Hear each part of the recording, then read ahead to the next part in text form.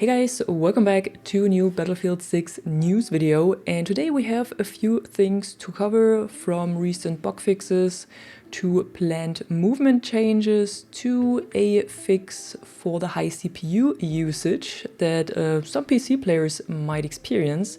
So I'm gonna go over everything in this video, but if you're looking for a specific topic, you can also skip forward with the video chapters. And we started off with the recent bug fixes, because during the night the Battlefield teams have done several back-end fixes, so server-sided fixes that they can do from their side, and it doesn't require you to actually update your game client. So they've done several back-end fixes, and this resolved a handful of issues. So for example, some challenges that were not tracking properly seem to track now. For example, the healing challenge on the support assignment or the repair challenge on the engineer assignment.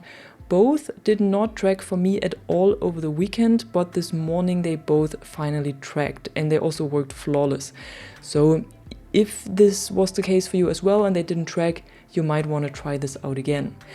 The devs also rolled out a fix that addressed an issue where the jump momentum got interrupted when you were jumping with a knife. So this should be fixed as well now. And they also rolled out another push for the XP boosters that players were supposed to receive as compensation for the EA app outage on Friday. So if you have bought the game on the EA app, or if you had pre-ordered it and you were not able to play on Friday on the launch day, you should now have 12 career and 12 hardware XP boosters either in your booster inventory that you can find on the start screen right here on the top right corner, where you can also activate them, or you might have to collect these boosters from your in-game message box. So on the right hand side, click on the little envelope and then on game messages, and you might have to claim them over there. But just in case you didn't receive them before, so they did push this out again for the ones that hadn't received it yet. And what was also fixed, finally, is the initiation breakthrough mode that you can find under training.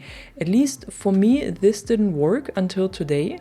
And if you should have not tried this at all, or it didn't work for you as well, you should try this again, because this is actually a good way to try and do challenges or do some more kills for your weapon masteries than you would normally get in a normal multiplayer match. This is not exactly comparable to the solo modes we had in 2042, but instead you play a normal breakthrough experience with full XP and full weapon mastery. And there are only 16 real players in these matches, so 8 per team, and the rest of the soldiers is bots. So instead of only playing against bots, in this case you play with other players against bots. But this still means it gives you a somewhat real multiplayer experience, but it is a bit more relaxed, and you have a good chance of running into a group of bots that give you free kills. So if you're trying to host one of my portal codes, for example, or try to host infantry breakthrough for yourself because you want to speed up the weapon masteries a little bit, and this doesn't work for you because of the global game quota exceeded error, so the servers are at their maximum capacity again, this initiation mode might be a good alternative.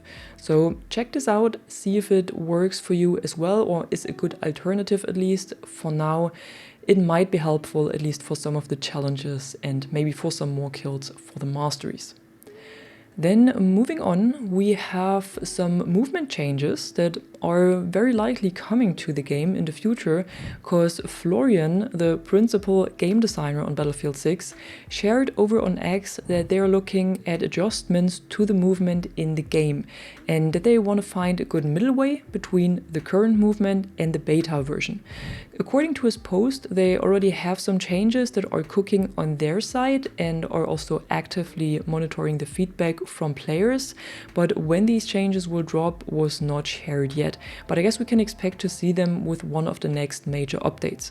When looking at the day 1 patch notes again, the 3 main points that were changed compared to the beta are reduced slide to jump momentum, so you're not as fast anymore when getting from a slide to a jump. The jump height in general was lowered, you get a punishment for consecutive jumps, and the weapon accuracy when firing while jumping or sliding was lowered as well. Now, Florian didn't specify on which parts of the movement they're working, but the movement is a point that definitely splits the player base. Looking at the comments on X, there are many players saying the movement is perfect the way it is right now. Others believe that the devs overdid it with the nerfs and would love to fully return to the beta movement, except for the glitches and exploits, of course. For me personally, the movement itself is fine the way it is right now, from the sliding, jumping, strafing and so on, but I would wish for some smoother transitions between stances or when switching gadgets to make the game feel more agile. So when you have a lot of different actions after one another, that everything feels more fluent. And the weapon spread when only slightly moving could be lower as well, because at the moment it feels like you're already getting heavily punished only for walking when shooting and not even running or doing an AD spam. But I think we will see a lot of bigger and smaller changes happening to the game over the next few months, so all of this is for sure part of the updates. And then lastly, there is a problem at the moment, or probably for a longer time already, that the devs do not have a solution for right now, and this is the high CPU usage and high temperatures on PC. Plus the memory leak, where some PC players are experiencing huge performance drops over time because of a higher VRAM usage.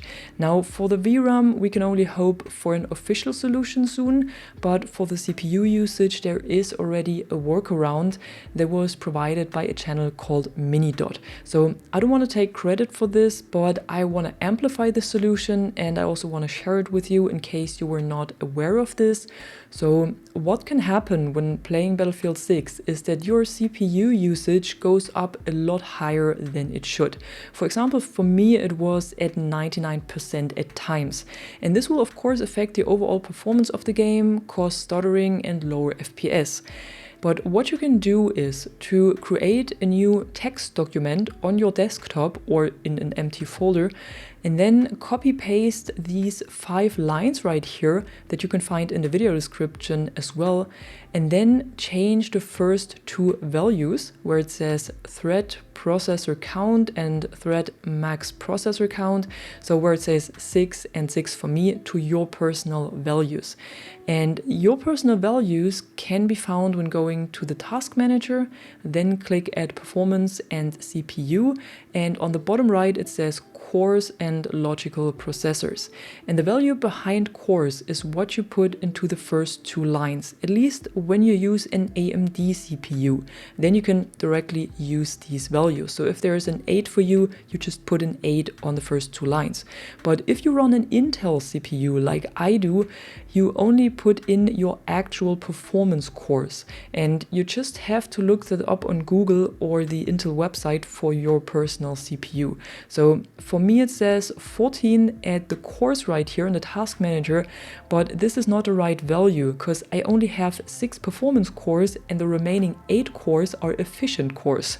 So in the text document I have to put in 6 and 6 and not 14 and 14. Then the other 2 lines stay at 0, and then for the last line where it says GstRender.Thread.MaxProcessorCount, you put in the value of logical processors if you run an AMD CPU. So if it says 16 for you, then you put in 16. But with the Intel CPU, it's again different. For me, for example, it says 20, but I cannot put in 20. Instead, I have to put in 12, which is double the value of my performance cores.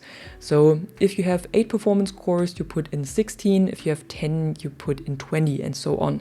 And then you click on File, Save As, and go to the drive where Battlefield 6 is installed for you.